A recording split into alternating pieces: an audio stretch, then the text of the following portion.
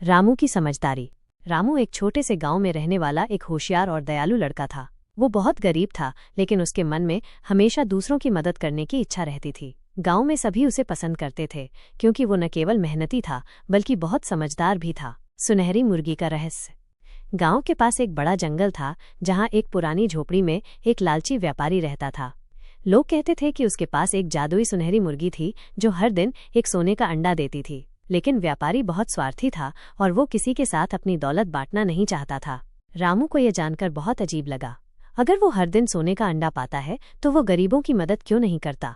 उसने सोचा। समस्या और योजना। एक दिन गांव में सूखा पड़ गया। खेतों में फसलें सूखने लगीं और लोगों के पास खाने के लिए अनाज नहीं बचा। सब लोग परेशान थे, लेकिन व्यापारी अपनी झोपड़ी में बैठा सोने के अंडे गिनता रहता था।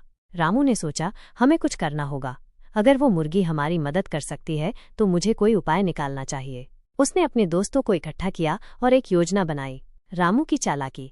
रात के समय रामू और उसके दोस्त व्यापारी की झोपड़ी के पास गए। उन्होंने देखा कि व्यापारी सो रहा था और उसकी सुनहरी मुर्गी पास में ही बैठी थी। रामू ने धीरे से मुर्गी से कहा, तुम्हें हर दिन सोने का अंडा देने के लिए मजबूर किया जाता है।